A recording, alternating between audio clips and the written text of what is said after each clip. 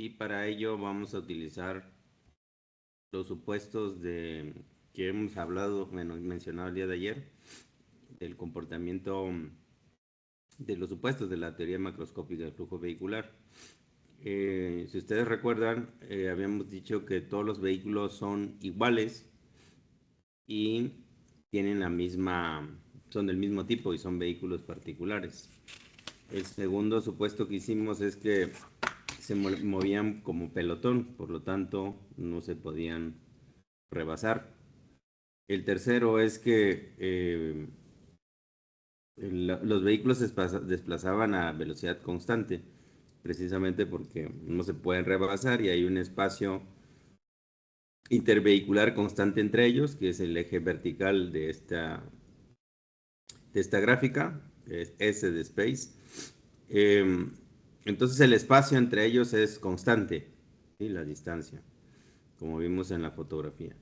Y la otra, el tiempo intervehicular es también constante, es igual, ¿de acuerdo? Entre todos los vehículos. Y aquí lo que estamos representando es la trayectoria de un grupo de vehículos, de un pelotón de vehículos, ¿no? Estas líneas son paralelas y son equidistantes. Esas son las trayectorias que representarían ese comportamiento que hemos mencionado, ¿no? Entonces, si esto es cierto, nosotros podríamos decir que la suma de bueno, esto es S en grande, más bien, está bien, sí es S, pero todo el periodo de observación toda la distancia recorrida por este grupo de vehículos es S mayúscula. Es una distancia determinada. Y por el contrario, todo el periodo de observación es T, ¿no?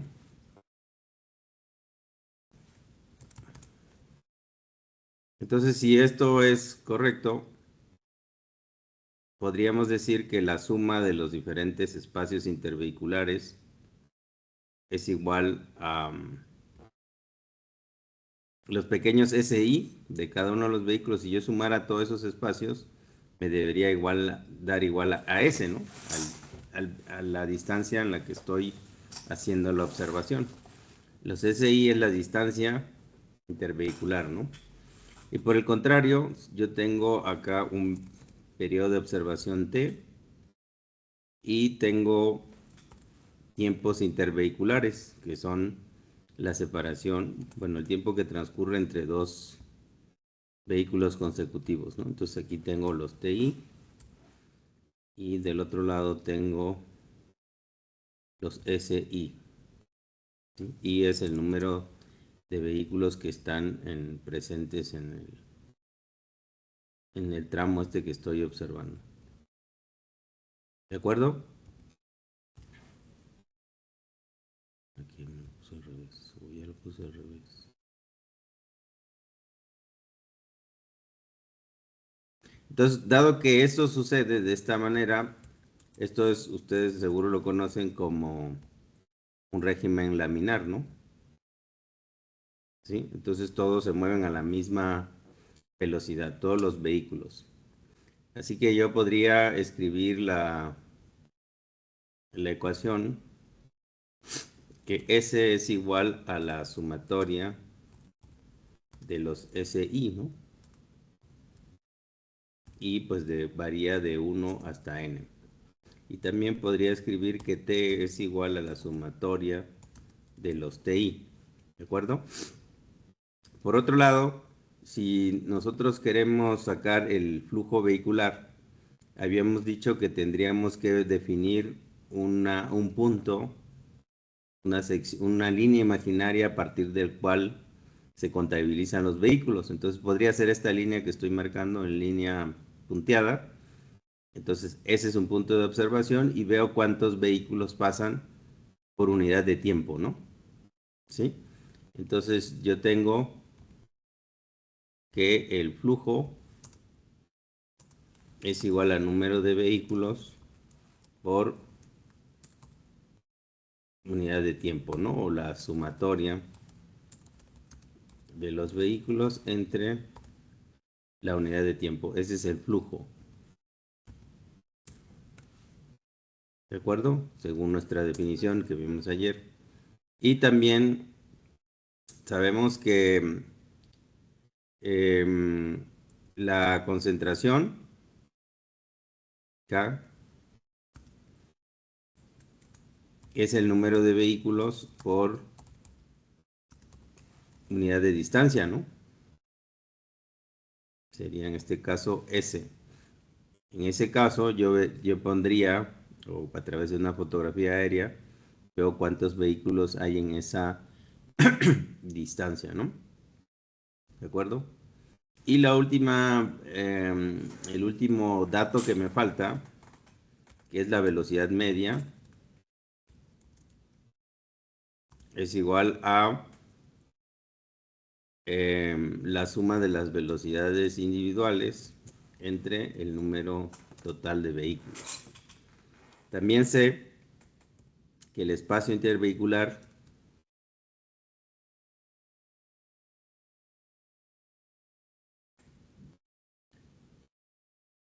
perdón, no, ya lo tengo, suma de TI, suma de TI. Antes le llamé HI, ¿no? El headway, pero lo puedo cambiar, voy a cambiar como HI para que no se confunda, ¿no? ¿De acuerdo? Entonces, nosotros tenemos ahí las tres variables, pero aún no sabemos cómo relacionarlas.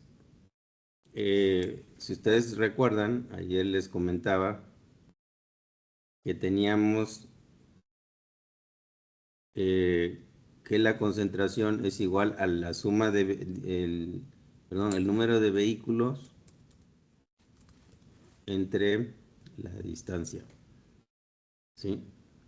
Esa fórmula que veíamos ayer, la vimos muy lentamente, digo muy rápidamente. Entonces el número de vehículos entre la distancia sería el número de vehículos en esta distancia S grande que vemos aquí, ¿sí? Entonces S equivale a sustituir aquí en esta ecuación, K va a ser igual a K es igual a N entre S, que es la suma de los HI. ¿De acuerdo? Entonces, esto del K, si nosotros lo comparamos con un promedio, lo que tenemos acá es la relación inversa, ¿no? Normalmente nosotros tenemos la suma entre un número. Y aquí tenemos el número entre una suma. Entonces podría hacer el inverso, que 1 entre K sea igual a suma de HI entre N, ¿no? ¿De acuerdo? Y como suma de HI es igual a S, de esta ecuación 1, voy a llamarle así para que no nos perdamos, de 1, entonces esto es igual a S, mmm, S que es el espacio recorrido entre, perdón, aquí lo estoy haciendo mal, no, eso está bien,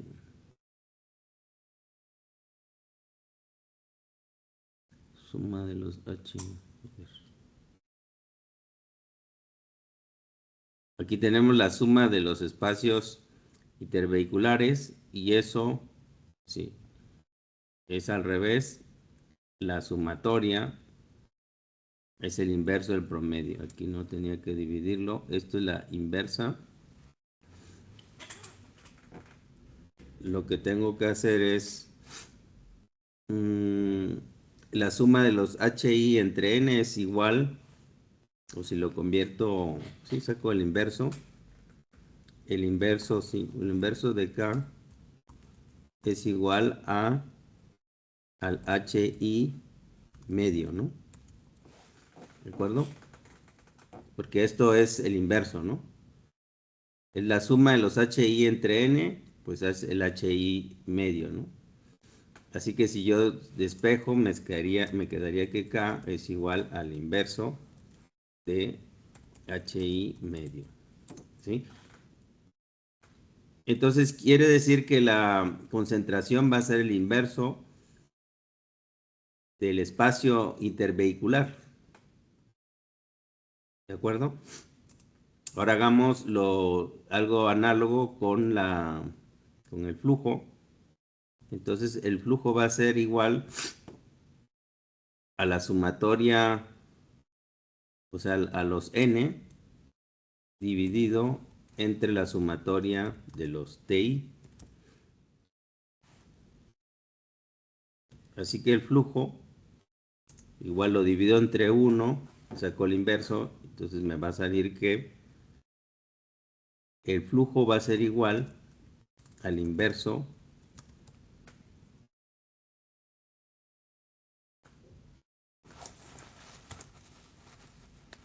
de los HI, ¿no? ¿De acuerdo? Entonces, HI medio o promedio. ¿De acuerdo? Entonces nosotros podemos sacar el flujo ya sea contando el número de vehículos que pasan por una sección transversal definida, esta línea que les había dicho, o también lo pueden sacar como el promedio de los espacios intervehiculares. HI, a ver si... sí. No, aquí estoy. De los tiempos intervehiculares. ¿De acuerdo? Entonces ustedes miran cuánto tiempo transcurre entre dos vehículos consecutivos. 3 segundos, 5 segundos, 8 segundos. Sacan el promedio y eso le sacan el inverso y les va a dar igual el flujo. ¿De acuerdo? O en el caso de sacar la concentración, lo que tienen que sacar es la distancia promedio entre dos vehículos consecutivos. Esto ya es mucho más difícil de medir, ¿no? Medir el tiempo que transcurre entre dos vehículos consecutivos, pues es más fácil porque tú tienes un punto de observación y ahí vas contando ese tiempo que transcurre. Para medir la distancia, pues necesitas a cada momento o en una longitud específica, pues necesitas tener fotos aéreas, ¿no? Cada cierto tiempo para medir cuánto se tarda. Así que eso, lo más común es sacar los tiempos intervehiculares. Ahora, si nosotros tenemos estas relaciones, voy a llamarle aquí la ecuación 2 y voy a llamar esta la ecuación 3. Entonces yo podría sustituir en la última relación donde tengo que la velocidad media es igual a la suma de las velocidades individuales entre n o espacio entre tiempo.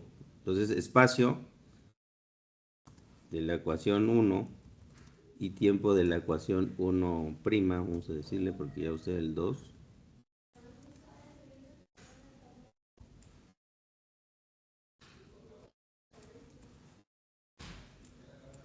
Yo saco la velocidad es igual al espacio entre tiempo. Entonces, yo puedo dividir la suma de los HI entre la suma de los TI. ¿De acuerdo? Y sustituir de la ecuación, ¿dónde está? De la ecuación, pues 2', y de la ecuación 3', los valores de la suma de HI y la suma de TI. Bueno, esta es velocidad media, ¿eh? Velocidad media va a ser igual a la suma de los HI que despejando es,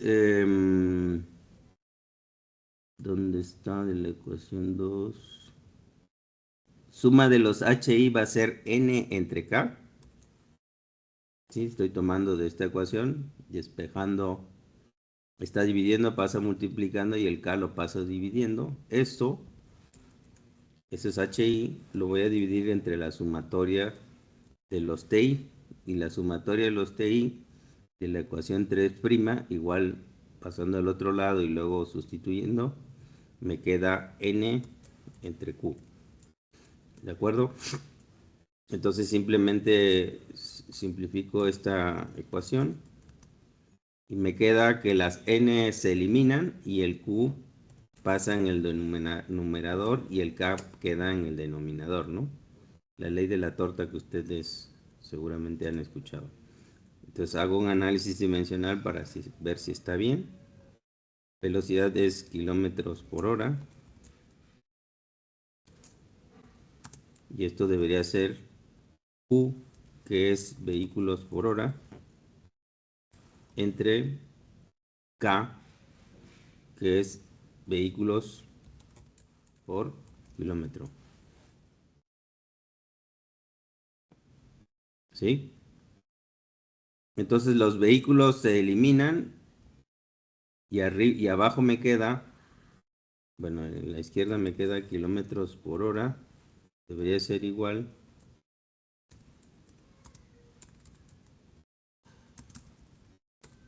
El análisis dimensional me queda igual kilómetros, que está en el denominador, pasa por arriba. Y abajo se eliminan los vehículos con el numerador y me queda H, ¿no? Así que tengo de los dos lados kilómetros por hora, la ecuación es correcta. Y es algo que ya les había mostrado ayer, pero quizás no les había dicho de dónde venía esta relación. ¿De acuerdo? Entonces, de este análisis sale la ecuación que aparece aquí. QK es igual a Q entre U.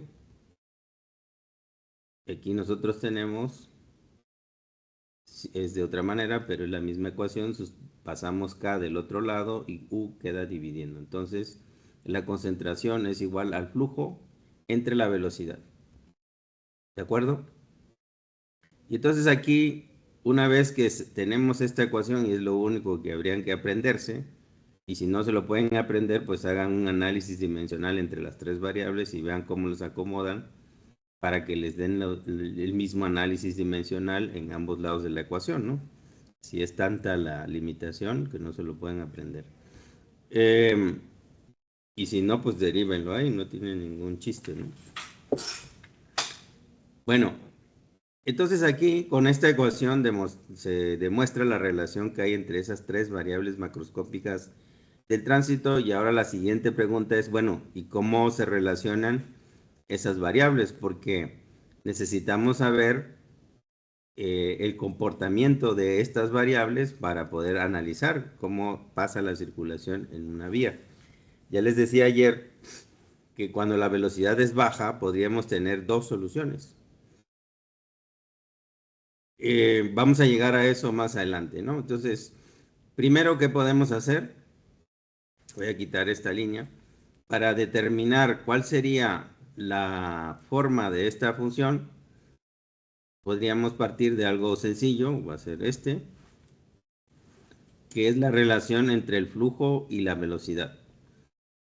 Entonces, cuando el flujo es muy pequeño, yo podría encontrarme al inicio de la circulación por la mañana, en donde a las 3 de la mañana hay muy pocos vehículos, entonces los vehículos pueden ir a la velocidad que desean.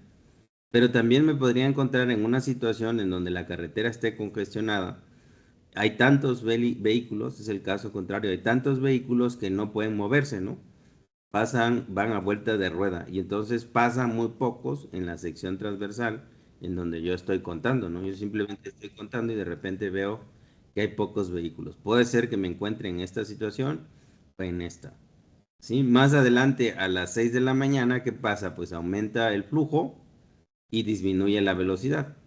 Más tarde, cerca de la hora pico, Aumenta más el flujo, disminuye más la velocidad hasta llegar aquí a un punto máximo en donde llega a circular la mayor cantidad de vehículos y aquí tenemos una determinada velocidad que se llama óptima.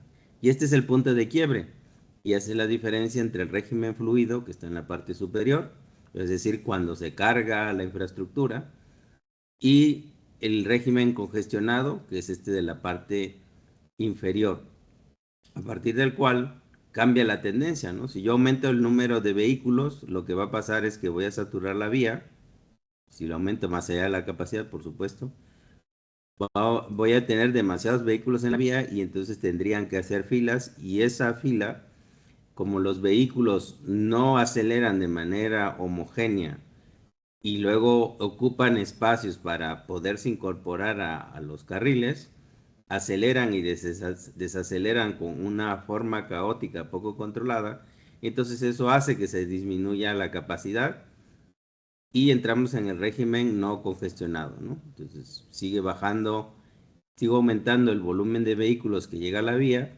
ahí se alarga la fila y cada vez se va más lento, ¿no? Hasta el punto donde todos están detenidos, que es un poco la imagen que vimos del puente donde están todos amontonados. Eso era una evacuación en Nueva Orleans, cuando hubo Katrina, creo se llamó ese huracán, y que arrasó con todo, ¿no? Tuvieron que desalojar toda la ciudad y pues se pasó esto que tenemos aquí. ¿De acuerdo? Entonces, en ingeniería de transporte, cuando hacemos planificación, lo que analizamos es el régimen fluido.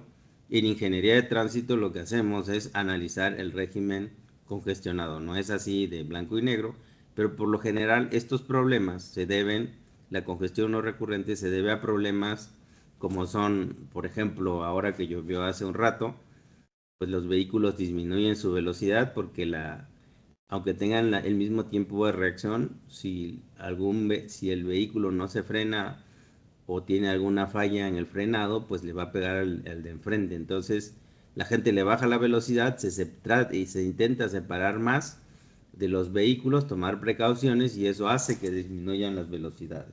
Entonces todas las condiciones climatológicas afectan estas condiciones de circulación, ya sea una lluvia, ya sea cualquier condición climatológica, incluso el día y la noche. Entonces en la noche, por ejemplo, pues mucha gente va con más precaución, entonces van más despacio y eso hace que tengan un comportamiento distinto. Cuando hay un accidente, pues normalmente se cierra o obstruyen un carril de circulación, disminuyen la capacidad y se forman las filas, ¿no? Pero eso ya no es algo que pase todos los días, es un accidente, no es algo que no es recurrente, como los trabajos que están haciendo en el periférico, que están poniendo ahí las estaciones del Metrobús en una autopista, imagínense esa barbaridad.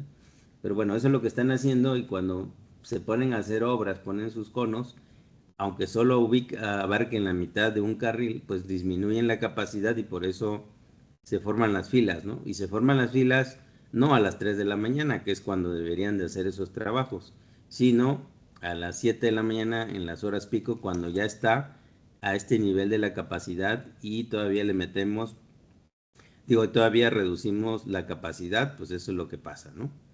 ¿De acuerdo? Entonces nosotros podríamos representar esto, o si unimos los diferentes puntos, como ya estaba ahí en el dibujo, que es una línea así, ¿no? ¿De acuerdo? Bueno, hay diferentes maneras.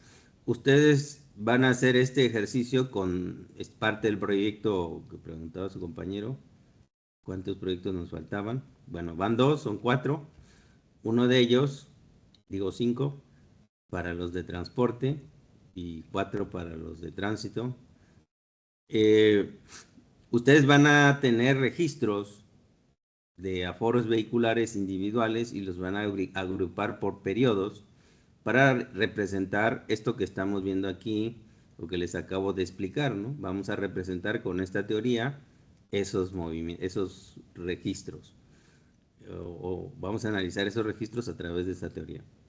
Entonces los agregamos por periodos de 15, 20 o 30 minutos y entonces determinamos la velocidad media y calculamos, sumamos el número de vehículos qué pasaron en esos 15 minutos y vamos a tener un punto.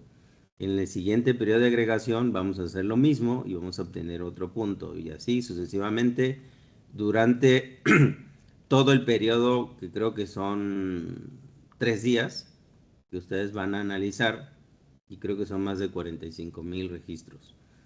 Entonces van a hacer el análisis y lo que van a obtener es una nube de puntos y van a verificar si esto se comporta así como estamos previendo o de manera intuitiva estamos considerando que va a salir esa relación.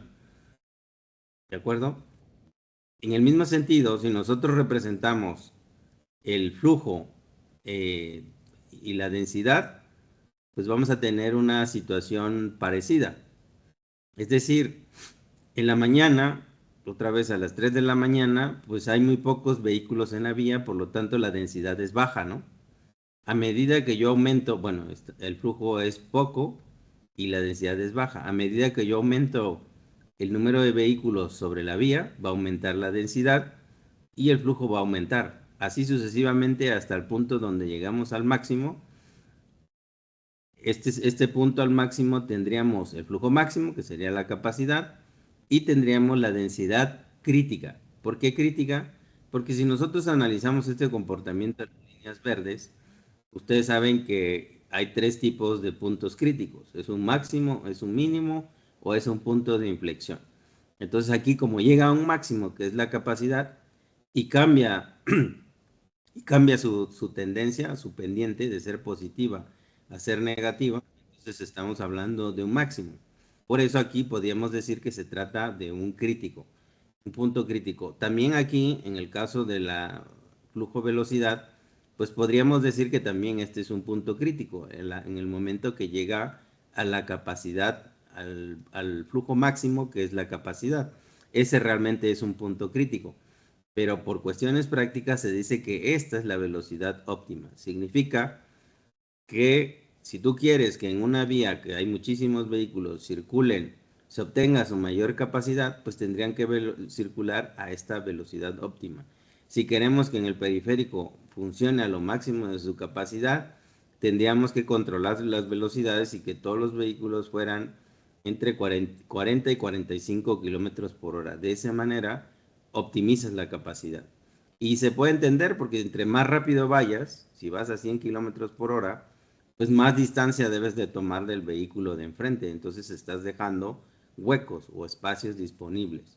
Si tú vas a una velocidad moderada, pues te puedes acercar un poco más al vehículo que está enfrente porque puedes, o sea, tendrías el tiempo de frenar, ¿no? Si estás muy cerca porque vas despacio. ¿De acuerdo? Bueno, pues esta es la diferencia entre crítico y óptimo. Entonces habrá una densidad crítica, o podríamos decir una densidad óptima también. Y a partir de ese punto, si yo aumento el flujo, digo, si yo aumento la densidad, aumenta el número de vehículos que hay sobre la vía.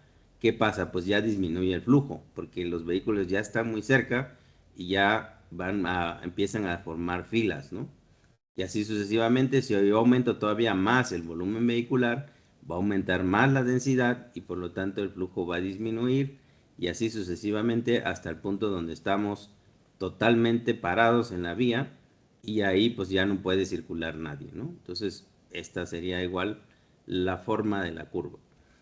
Y si ahora revisamos la curva velocidad-densidad, lo que vamos a encontrar es que lo mismo, ¿no?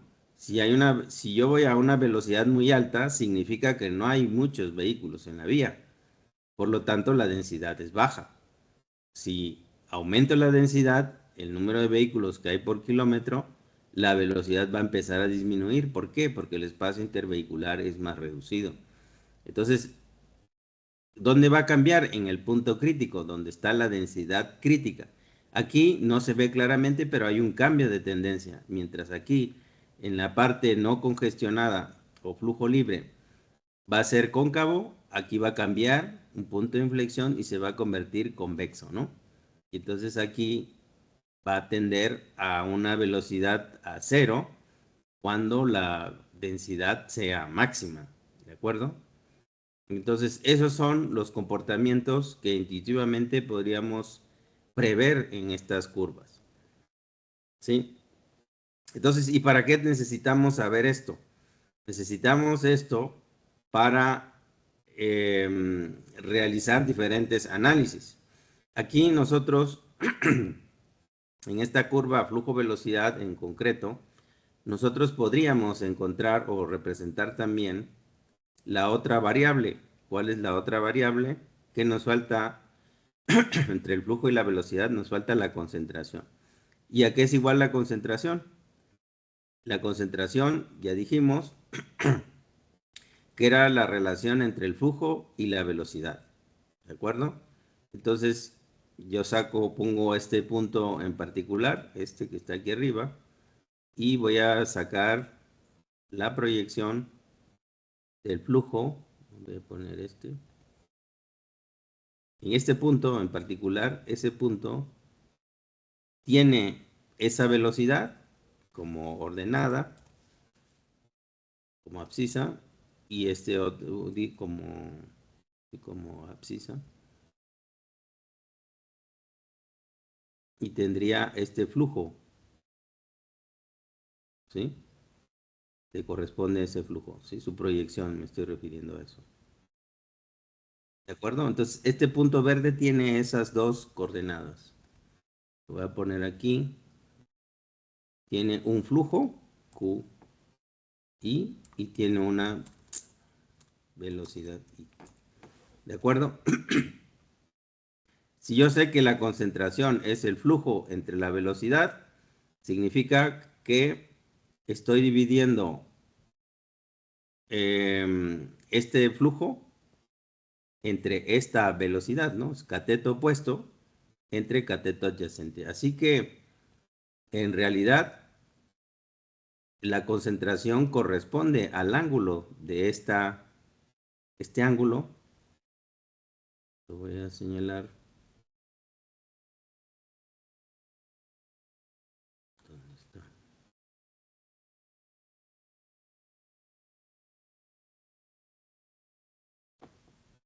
Pero voy a poner esta cosa.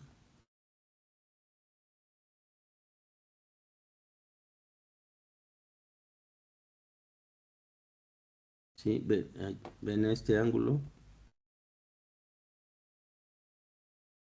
Sería este ángulo, ¿de acuerdo? La tangente de cateto opuesto, que es el flujo entre la velocidad.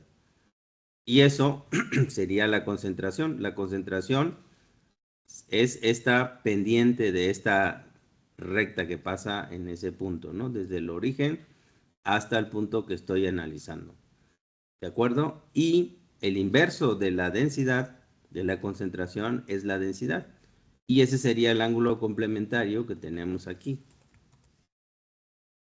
Esto es un triángulo rectángulo, son 90 grados, por lo tanto, el ángulo complementario es este.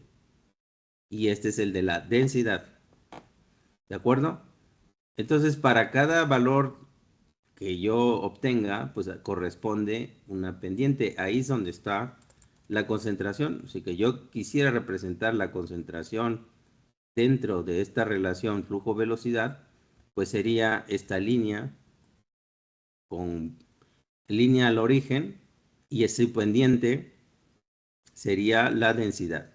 Entonces, ¿por qué esto es relevante? Porque podremos determinar a partir de la densidad y que obviamente nos entrega el flujo y la velocidad, lo que se llama el nivel de servicio. ¿Y qué es el nivel de servicio? Pues es la calidad de la circulación, conforme al manual de capacidad de Estados Unidos y conforme se mide también en México, ¿no? Es decir, que si nosotros tenemos una concentración baja, pues vamos a tener buenas condiciones de circulación. ¿Por qué? Porque podemos ir a una velocidad deseada sin interferir en los demás y entonces tú vas cómodamente manejando sin nada que te preocupe, ¿no? A medida que se deteriora o aumenta el número de vehículos, pues las condiciones de circulación ya no son tan cómodas y empiezas a sentirte estresado, ¿no? Y luego, si eso es todavía más intenso, pues vamos a estar en este punto en donde cualquier descuido puedes tener un choque o un accidente o un alcance. Así que ya todavía estás más preocupado al conducir. ¿De acuerdo? Entonces, ¿qué quiere decir los niveles de servicio? Pues esa es una variable cualitativa, ¿cómo se llama? Subjetiva, que nos indica la calidad de la circulación. ¿Por qué subjetiva? Porque pues alguien ir en estas condiciones, pues igual es emocionante, ¿no? Al estar corriendo el riesgo. Otros no necesariamente eso lo consideran como interesante. Así que por eso es subjetivo. Así que lo que podemos entender aquí es que para cada relación, para cada diagrama que hacemos entre dos variables, podemos representar la tercera. Y en este caso sería la pendiente de esta línea. Si nosotros ahora hacemos el mismo ejercicio entre la densidad y la velocidad, nosotros sabemos que aquí nos hace falta la concentración y la concentración sería igual a, al a ver, el flujo era, se me olvidó la ecuación, está.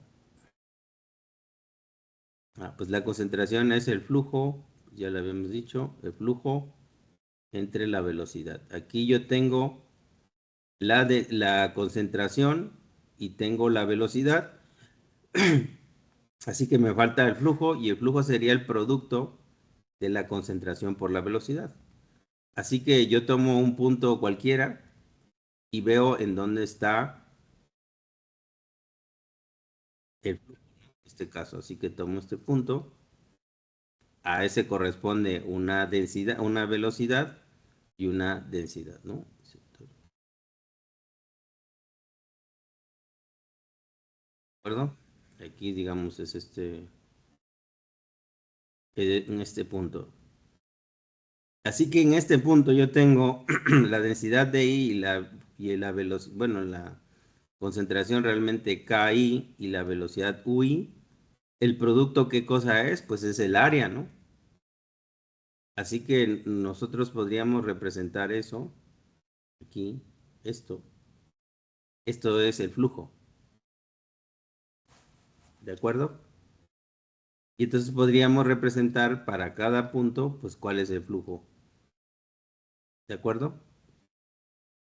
En el siguiente caso, nosotros tendríamos la velocidad, el flujo y la densidad, y se trata de saber en dónde estaría la variable que me falta aquí, sería la velocidad. Entonces me voy a mi ecuación y me dice que la velocidad es igual al flujo entre la concentración. Pues tomo cualquier punto y veo qué es dónde está la velocidad. Entonces, por ejemplo,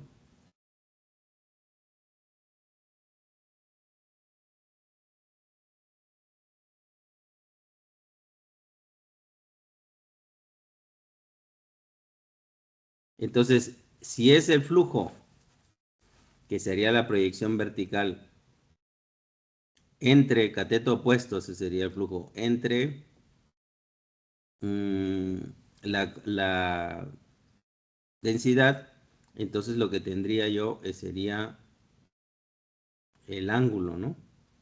Igual una secante, en este caso, sería este ángulo, ¿no? Que es el flujo entre la densidad. ¿De acuerdo? Entonces tendríamos igual una línea al origen, esta, cuya pendiente es el valor de la concentración, digo, de la velocidad. ¿De acuerdo? Si yo agarro otro punto, pues va a ser lo mismo, va a ser la secante al origen de cada uno de esos puntos. ¿Sí? Entonces, de esta manera, eh, podemos representar a partir de dos ejes el tercer eje. ¿De acuerdo? Pero esta es una presentación en un plano. Lo que quisiéramos en todo caso saber es, bueno, ¿y qué forma se generaría si yo analizo esto en tres dimensiones, donde una es el flujo, la otra es la densidad y la tercera dimensión es la concentración? Esa es otra tarea que tendrán, bueno, no es una, sí es una tarea, es una actividad en la que ustedes van a utilizar algún material que puedan mover, que puedan manipular, como la masa, la plastilina, el engrudo, o harina y engrudo, en fin, lo que ustedes quieran.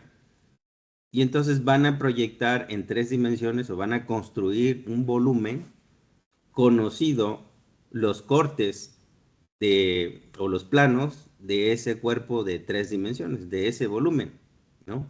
Si ustedes llevaron dibujo industrial en algún momento, no sé, no sé si llevan dibujo ahora o cómo es que aprenden a usar AutoCAD, pero en todo caso, si ustedes son ingenieros y les dan un plano para construir una casa o cualquier construcción, les van a dar un corte transversal, un corte longitudinal, una fachada y creo que es todo lo que les da.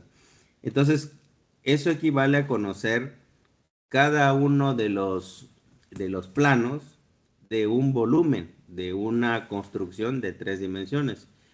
Porque hasta donde yo sé, todo lo que construyen va a ser en 3 dimensiones, ¿no? No construyen planos, hacen planos o analizamos planos cartesianos y nos han deformado a ver todo en 2 dimensiones, pero el mundo es de 3 dimensiones. Sí, lo hacemos en dos porque si no entendemos tres, menos vamos a entender dos, ¿no? Digo, si no entendemos dos, menos vamos a entender tres. Así que se trata ahora de deconstruir un poco esa malformación que nos han generado durante años y tenemos que construir un volumen, dado que tampoco no es ninguna novedad, dado los planos, que son en este caso el diagrama flujo-velocidad, flujo-concentración y concentración-flujo, y nosotros vamos a construir el volumen. Como no estamos habituados a una cosa como esta, entonces tienen que hacer ensayos para que puedan replicar esto. O sea, no tiene ninguna complicación en dibujo técnico.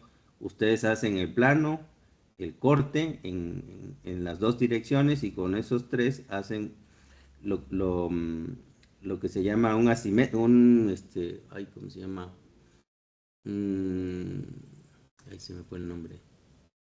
Bueno, hacen una proyección con esas tres caras y pueden obtener el volumen. Es una técnica de dibujo. Bueno, yo la estudié en secundaria, así que supongo que en alguna parte de su formación se los enseñaron, ¿no? Son los asimétricos.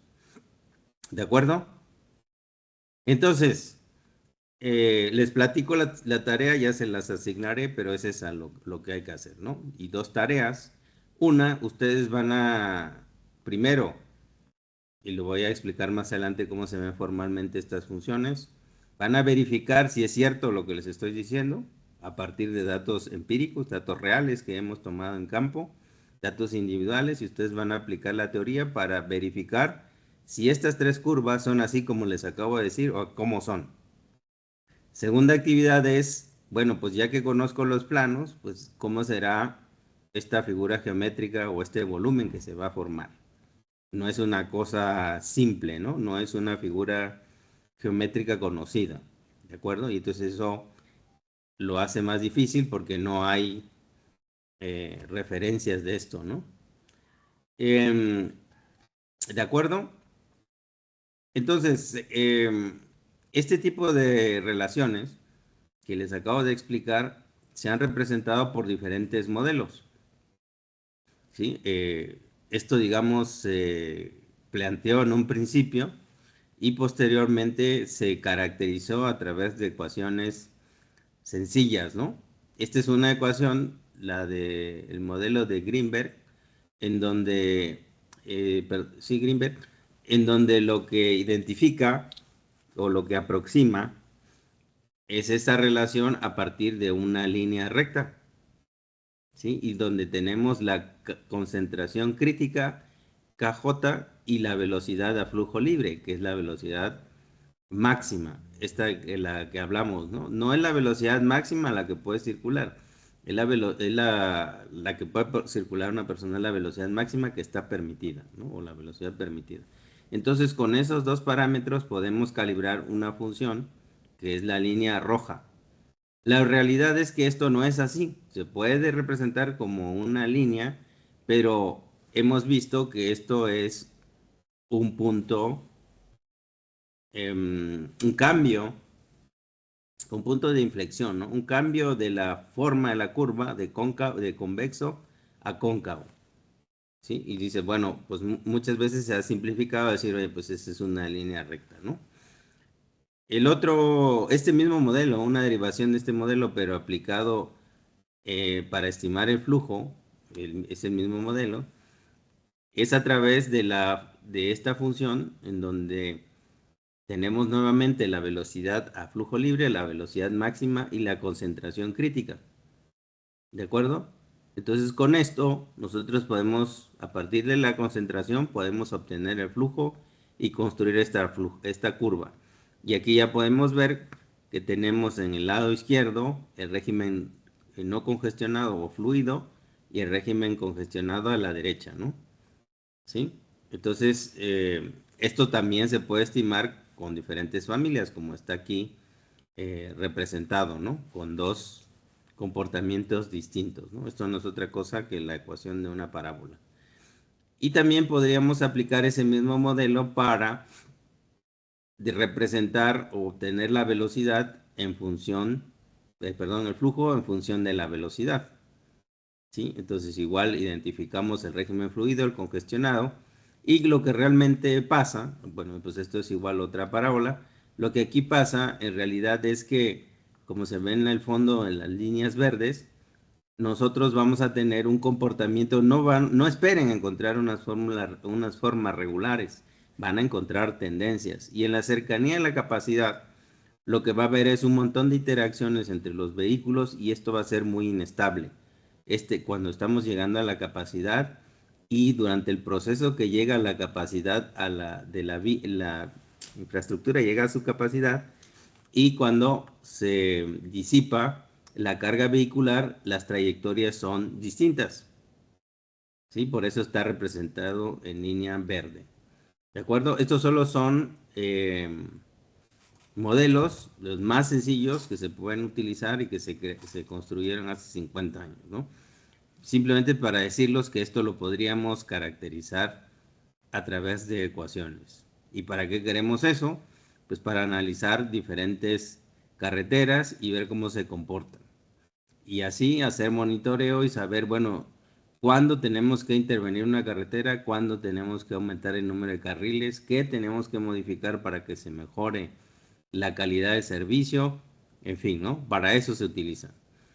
En resumen, aquí está representado lo que les acabo de mencionar, estas curvas, estas tres las podemos representar de esta manera, en donde están las tres, solo que los ejes van cambiando. Si ustedes ven la relación flujo-velocidad, nosotros tenemos, bueno, que está en línea roja, tenemos los niveles de servicio, que son valores de densidad que van a ir cambiando en función del volumen del flujo vehicular y la velocidad, y eso tiene que ver con la calidad del servicio.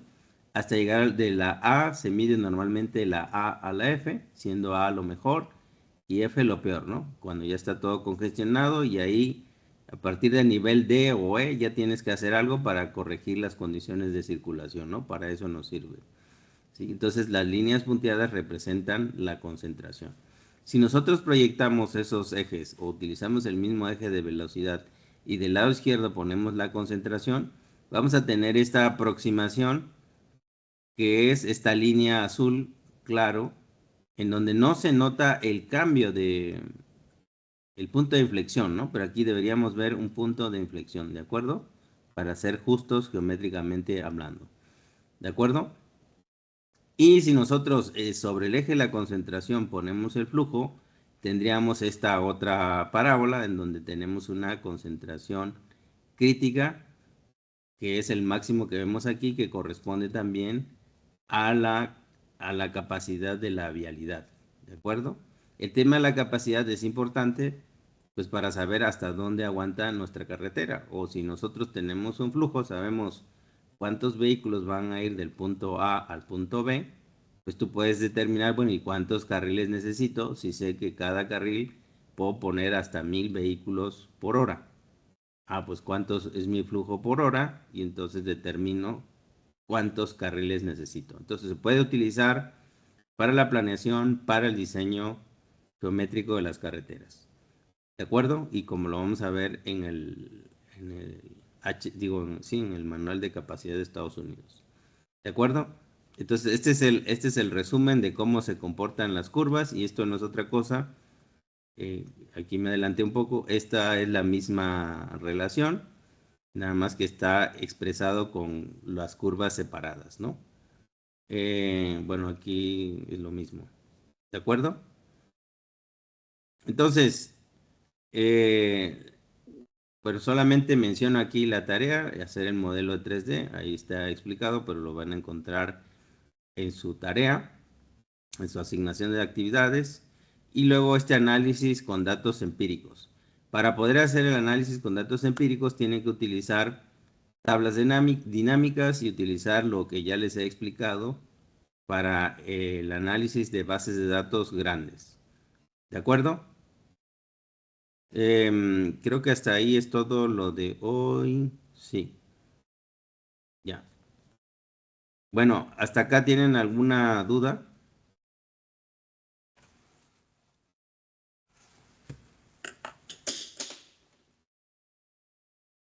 No, Inge.